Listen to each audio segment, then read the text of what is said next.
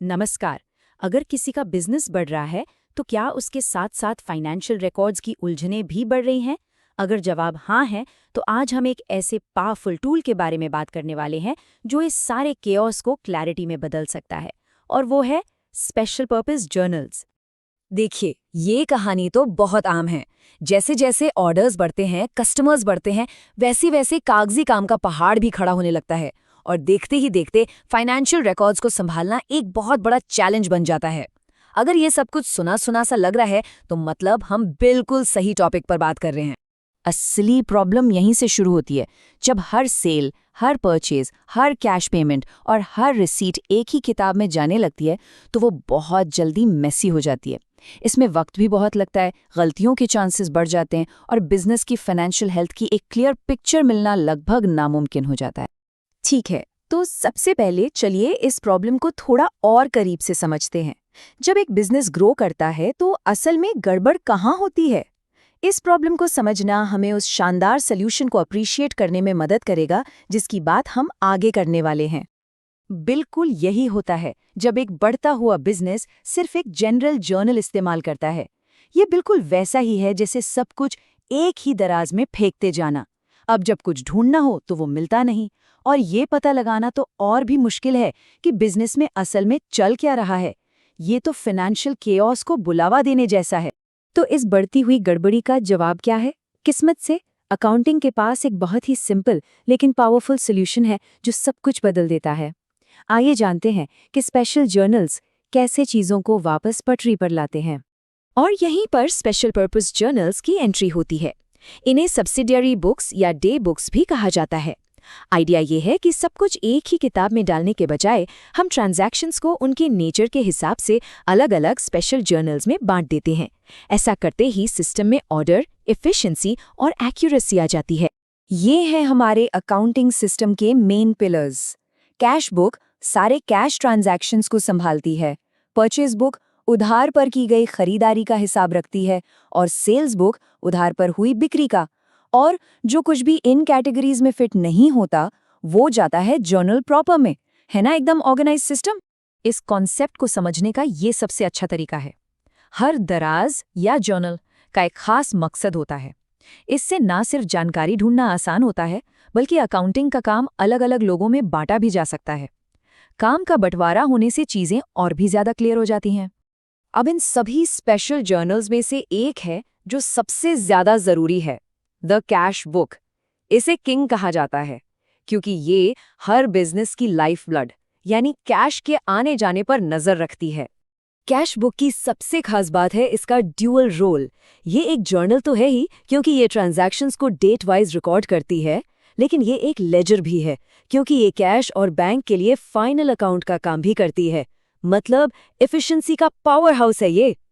तो cash book के दो मेन फ्लेवर्स होते हैं। सिंगल कॉलम सबसे बेसिक है जो सिर्फ कैश को ट्रैक करती है, लेकिन ज्यादातर business double column cash book इस्तेमाल करते हैं। ये एक ही जगह पर कैश और बैंक दोनों के ट्रांजैक्शंस को ट्रैक करके चीजों को नेक्स्ट लेवल पर ले जाती है। ये तो बहुत ही ज्यादा प्रैक्टिकल है।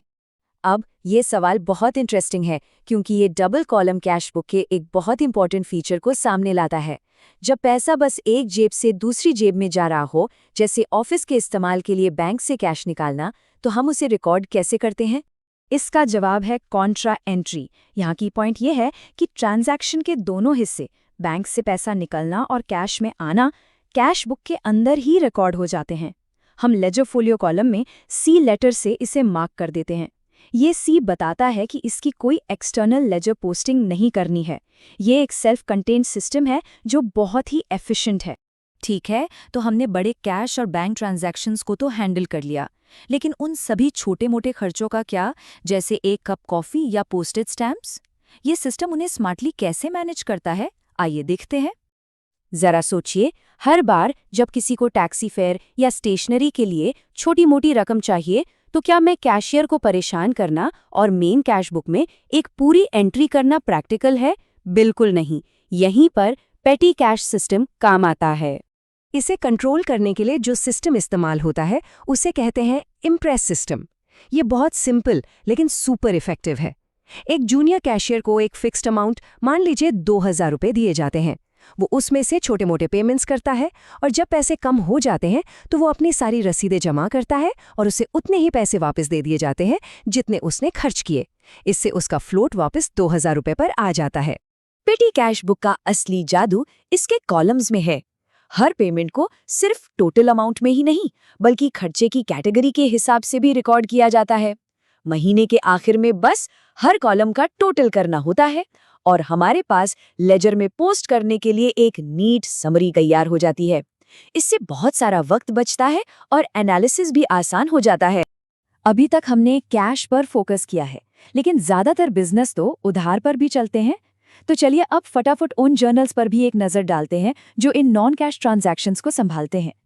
ये बिल्कुल स्ट्रेट फॉरवर्ड है। जब कोई बिजनेस उधार पर माल, ध्यान रहे सिर्फ माल, एसेट्स नहीं, खरीदता है तो वो परचेज जर्नल में जाता है, और जब वो उधार पर माल बेचता है तो वो सेल्स जर्नल में जाता है। ये जर्नल्स इस बात का ट्रैक रखने के लिए बहुत जरूरी हैं कि हमें किससे पैसे देने हैं और किससे पैसे लेने हैं। तो आखिर में बात क्या है? स्पेशल जर्नल्स सिर्फ बुक कीपिंग को साफ सुथरा रखने के लिए नहीं है। ये एक ऐसा सिस्टम बनाने के बारे में है जो वक्त बचाता है, एक्यूरेसी बढ़ाता है और सबसे ज़रूरी मैनेजमेंट को बेहतर फैसले लेने के लिए क्लियर ऑर्गेनाइज्ड फाइनेंशियल डेटा देता है। ये केओस से कंट्रोल की तरफ एक बड़ा कदम है। और यहीं पर आकर सारी बातें जुड़ जाती हैं। रिकॉर्ड्स को ऑर्गेनाइज करना तो पहला कदम है। अगला और ज़्यादा एक्साइटिंग कदम है इन रिकॉर्ड्स को एनालाइज करके ये समझना कि वे बिजनेस की हेल्थ, उसकी ताकत और उसकी कमजोरियों के बारे में क्या कहानी बता रहे हैं। पर ये कहानी फिर कभी